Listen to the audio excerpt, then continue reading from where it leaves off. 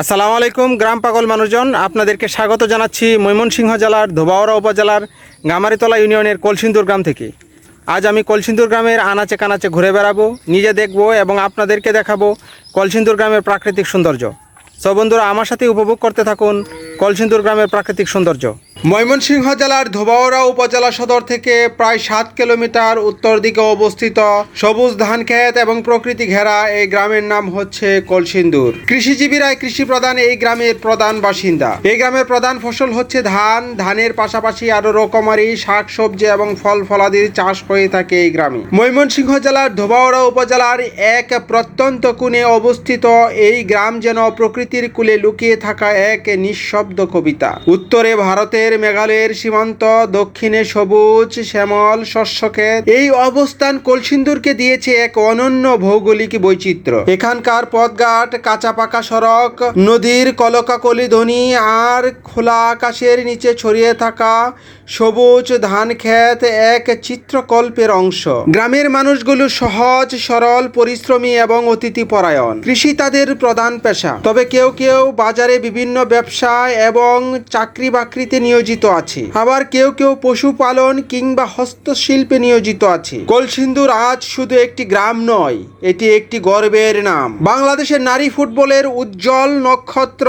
ইতিহাসের সূচনা হয়েছে এখান থেকেই। কলসিন্দুর সরকারি প্রাথমিক বিদ্যালয় এবং উচ্চ বিদ্যালয়ের ক্রীড়া শিক্ষকের অনুপ্রেরণায় গড়ে ওঠে একদল সাহসী কিশোরী। তারা অতিক্রম করে সামাজিক বাধা, ভেঙে দেয় গোলামির শৃঙ্খল আর প্রমাণ করে মেয়েরাও পারে দেশের মুখ উজ্জ্বল করতে। এই গ্রাম যেন এক স্বপ্নের কারখানা। এখানে ছোট ছোট চোখে জ্বলে ওঠে বিশ্বজয়ের আকাঙ্ক্ষা। আধুনিকতার ছোঁয়া ধীরে ধীরে লাগছে কলসিন্দুরে, তবে তার শেকড় এখনো মাটির গন্ধে ভেজা। ঝিরিঝিরি বাতাসে বাঁশির সুর, মনে হয় এই যেন সেই নিঃশব্দ ডাক, চলো গ্রামে ফিরে যাই। কলসিন্দুর একটি নাম নয়, এটি একটি আত্মমর্যাদার প্রতীক, নারী জাগরণের প্রতীক, নারী জাগরণের কাহিনী এবং প্রকৃতির সঙ্গে মানুষের অন্তর্গত মেলবন্ধন অনুপম দলিল। এই গ্রামকে একবার দেখে না এলে বাংলাদেশের এক অজানা সৌন্দর্য অচেনাই থেকে যাবে। কলসিন্দুর গ্রামের পাশ দিয়ে বয়ে গেছে নেতাই নদী, যাকে মানুষ পাগলা নেতাই নামে চিনে।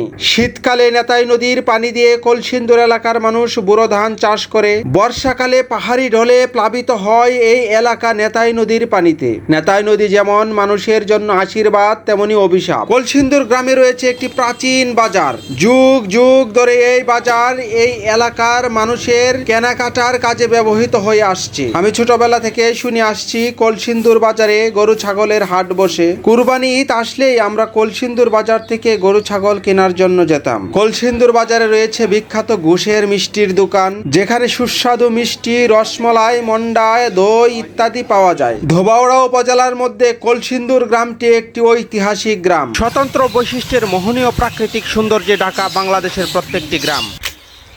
গ্রামগুলোর অপার সৌন্দর্য একই সঙ্গে নয়নাভিরাম ও বৈচিত্র্যময়। প্রত্যেকটি ঋতুর পরিবর্তনের সাথে সাথে তার পাল্টে যায় নতুন রূপ, নতুন বৈশিষ্ট্য।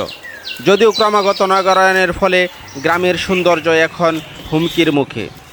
গ্রামের নানা ঐতিহ্য এবং রূপ আর সৌন্দর্য আর দেখতে পাওয়া যায় না। তবু যা টিকে আছে তা কতটুকু বা উপভোগ করতে পারি আমরা। গ্রামের মনোলোভা সৌন্দর্য অবগাহন করতে তাই তো পল্লী কবি জসিমউদ্দিন আকুল কণ্ঠে ডেকেছিলেন নিমন্ত্রণ কবিতায়। সবুজের চাদরে মোড়ানো অপরূপ সৌন্দর্যের দেশ বাংলাদেশ। এদেশের প্রাকৃতিক দৃশ্য শোভা সকলকে মুগ্ধ করে। বাংলাদেশের প্রাকৃতিক সৌন্দর্যের রূপ খুবই বিচিত্র। এদেশে হাওর বাউর, বিল, নদী, মাঠ ঘাট, আকাশ, পাহাড়, অরণ্য দেখে আমরা মুগ্ধ। পৃথিবীর বৃহত্তম বদ্বীপ বাংলাদেশ প্রাকৃতিক সৌন্দর্যের এক লীলা নিকেতন। এদেশে রয়েছে উঁচু নিচু পাহাড়, সুশীতল সাগর, অবারিত মাঠ, সুবিস্তৃত সুনীল আকাশ, যা এক অপূর্ব চিত্রহারী সৌন্দর্যের সৃষ্টি করেছে।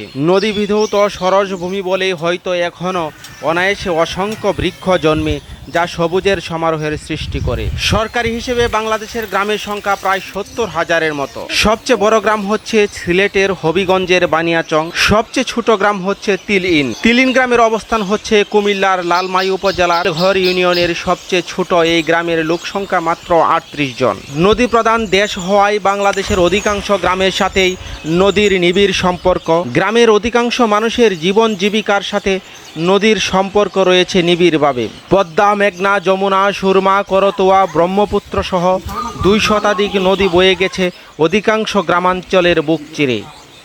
নদী ছাড়াও রয়েছে হাজারো খাল, বিল, হাওর বাউর। প্রত্যেকটি গ্রামেই দেখা মেলে জলাশয়। বাংলাদেশের গ্রামগুলোর নাম যেমন চমৎকার, মনে ব্যঞ্জনা সৃষ্টি করে, তেমনি সুন্দর অধিকাংশ হাওর বাউর বিলগুলোর নামও চমৎকার। যেমন হাকালুকির হাওর, টাঙ্গুয়ার হাওর, চলন বিল। আসসালামু আলাইকুম। ওয়ালাইকুম আসসালাম। আর জোরে কেমন লাগবে? আসসালামু আলাইকুম। ওয়ালাইকুম আসসালাম। ভালো আছেন আপনারা? ভালো আছি আমরা। আপনার নাম কি? মোহাম্মদ নাজমুল হাসান। কি খাইতেছেন আপনি? আম আম খাইতেছেন। এই গ্রামের নাম কি? দক্ষিণ রানীপুর। দক্ষিণ রানীপুর। কলসিন্দুর কোনটা? কলচুন্দর এটাই ও ও এই পাশে দক্ষিণ রানীপুর আর এই পাশে কলসিন্দুর। আর হেডা কলচুন্দর এটা দক্ষিণ রানীপুর। আপনার নাম কি? মোহাম্মদ হারুনুর রশিদ। কোন ক্লাসে পড়েন আপনি? একবারে মিজানে ও কওমি মাদ্রাসায়। কোন মাদ্রাসায়? কলচুন্দর জামিয়া।